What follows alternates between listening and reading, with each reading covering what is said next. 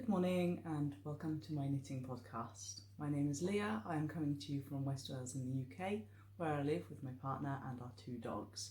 This is episode 2 of the Ruby and Pearls knitting podcast, and I'm really excited to be here again. For all of those of you who have watched episode 1, thank you so much. I really appreciate all the kind comments and messages I received, and the fact that you all enjoyed episode 1 and enjoyed my thoughts on affordable yarns and different techniques, and thank you very much. You can find me as Leah Amber Knits on Instagram and Ravelry. I'm not particularly active on Ravelry, so please bear with me. If you want to message me on there, you can, but I might not reply for quite some time. But I'm very active on Instagram, so you're welcome to message me on there. I'm having a coffee this morning because it's still quite early, and you might be able to tell because the lighting is not very good this morning. I've got my little Christmas tree next to me, so I'm trying to make it a little bit festive, but it's a bit dull, it's a bit grey. That's the UK in winter. I was planning to come back to you last Tuesday because Tuesdays are my days off from my job, but unfortunately a few days beforehand we had a very big storm here in the UK. We have storms every winter. It's pretty normal to have storms, and we often get really strong winds and some pretty heavy rain. But this was the first time in the 10 years that I've lived here that we had a red weather warning alert, and it was like danger to life, don't leave the house. And it wasn't as bad as I thought it would be, the actual storm itself, but unfortunately we ended up with a power cut that lasted 5 days. So I had no electricity, no light, no hot water, no heating, no means of cooking, no internet, and my 4G, so you know, the phone signal, that also went. So it was an intense 5 days. So we're working with what we've got at the moment, and I apologise if the lighting is a little bit crappy, but that's just the way it is. My dogs are with me this morning, but they've both got a chew stick, and I'm really hoping that they'll be quiet because they haven't had a walk yet, so they might be a little bit crazy. There might have to be some cutting in my footage. The first thing I want to talk about today is the Pearly cardigan, which is a design in progress by me, and as soon as I put this video live, I'm going to put a test call up on Instagram. And I've done test calls before, you know, I've designed a few things in the past, and I always did it with a Google form, like most designers do, but I find them quite tedious to go through, and the main thing I actually need from people is to know their Instagram, because I want to go and look at their Instagram profile, mainly to see what kind of level of a knitter they are, to understand if this is a project that they would be capable of completing. So I am just going to ask people to comment underneath the picture with the size they'd like to make, and you know, any extra information they'd like to share, they'd be very welcome to share, obviously. I'm just going to make things really simple for myself. I'm going to run this test knit for 10 weeks, which I believe would lead to an early March release, which I think is quite a good time for a cardigan. And the body has to be completed for this cardigan, because you can't put the button band on until the body is completely done. But I will accept just one sleeve for the larger sizes in case or even for the small sizes in case someone gets stuck or struggles with the time frame. I'm very flexible. I'm very open to people just messaging me and telling me if something's changed. That's absolutely fine. So this is what I'm talking about. I'll just lift it up.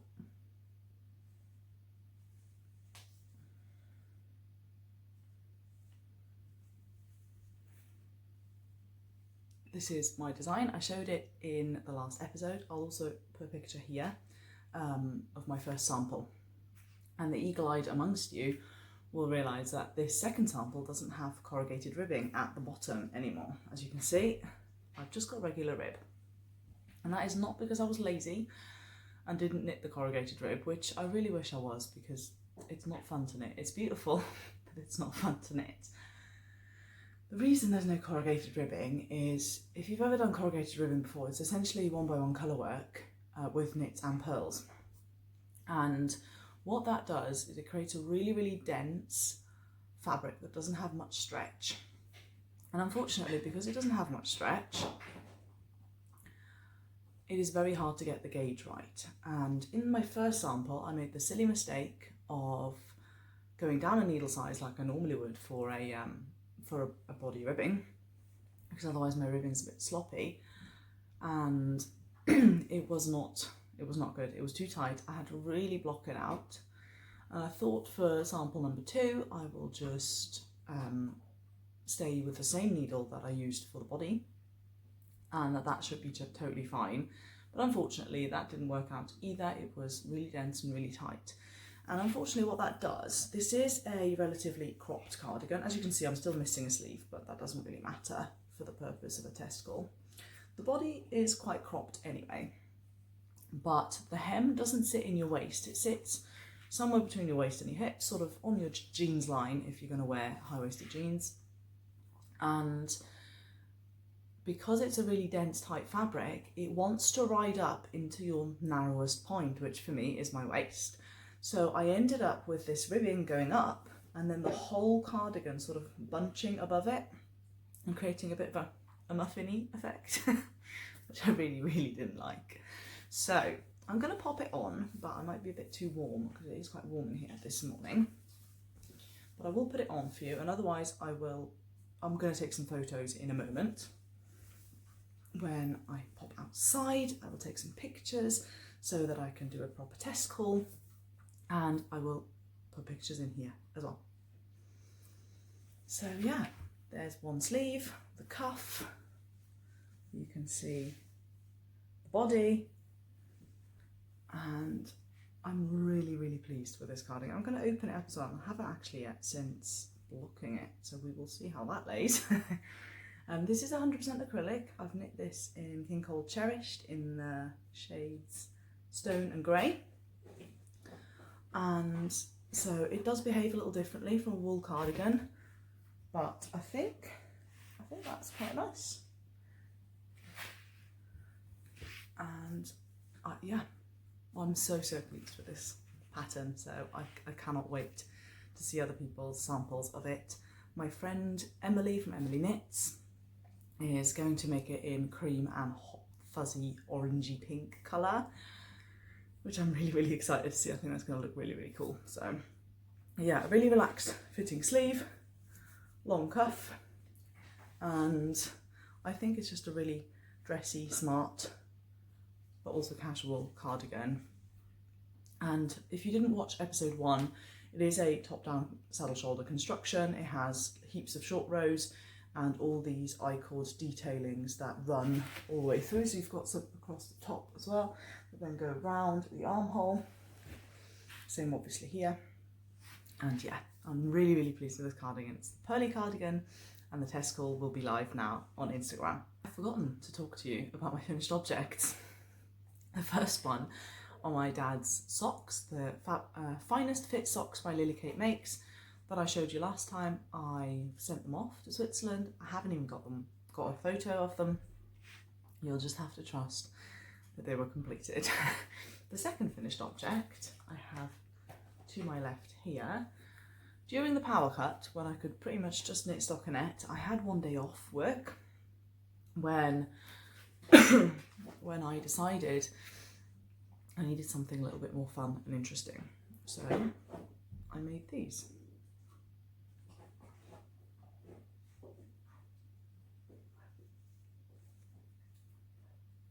This is the Ribka pouch by Sofia Ratazovic, and I haven't followed any of her other patterns in the past, but this one was really well written, so I can highly recommend this for a fun little pattern that uses very little yarn. It is very scrappy, as you can see, and I made 2 little fish pouches, and they're big enough to hold like a lip balm or headphones or something like that. But you can make them much longer as well, so you can lengthen this bit here and make them long and turn them into a pencil case. So I think I might make this again when my little niece starts school, because I think a fish pencil case would be amazing, wouldn't it? So that is a pattern that I'm going to keep in my library and most likely use again. So yeah, 2 little fish. I think I'm keeping this one. I think I'm gifting this one, even though he's very cool as well and super scrappy. And I did use an I-cord maker to make my I-cords, and it was a real faff to try and get that going. Once it was properly threaded through and properly working, it was fine, but the start of this was a nightmare. So be warned if you want to buy an I-cord maker and are thinking of doing the same. Bear with me while I give the dogs another treat to keep them quiet.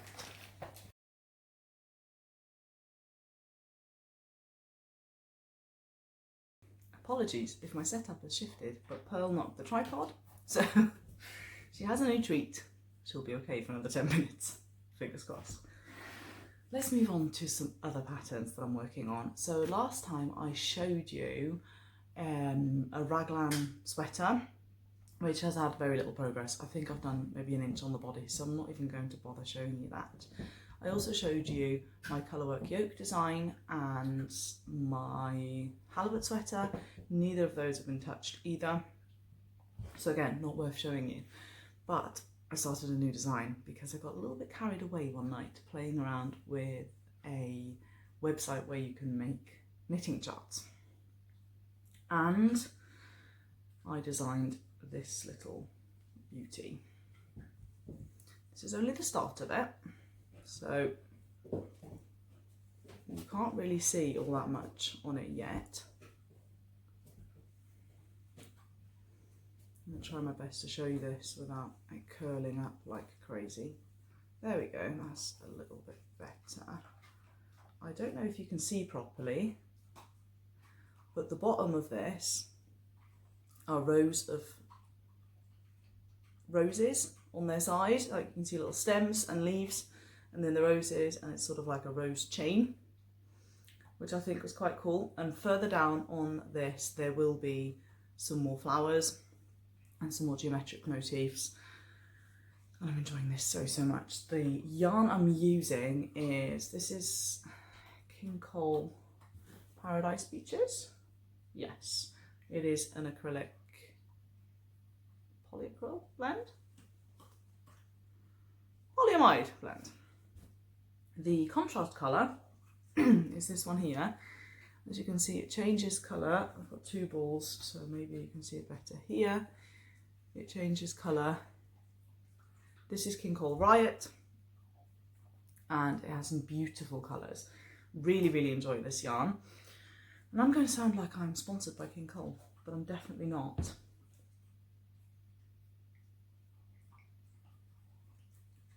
And I apologise if you can hear Pearl chewing, but she's right next to me here. I started off initially, this was the first version of this design that I made. And as you can see, it is very cool, but the roses are a little bit hard to see.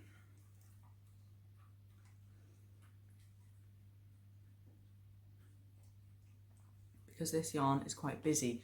I used King Cole Drifter DK for the main colour, and this one's called Emotions, the contrast colour, and I think it's a very cool yarn. As you can see, it's a colour changing, sort of gradienty type of yarn, but the problem with this yarn, and something I've learned this week, if you look at this, you can see the colours change really quite frequently in this ball. And that means that, for example, you have a little bit of cream in part of your yoke. Once you get to the other side of that round yoke, you will be in the next colour, say for example orange. By the time you get back to the bit where you did some stitches in cream, you are in red. So the cream is then missing the orange to transition into the red to make it fade properly.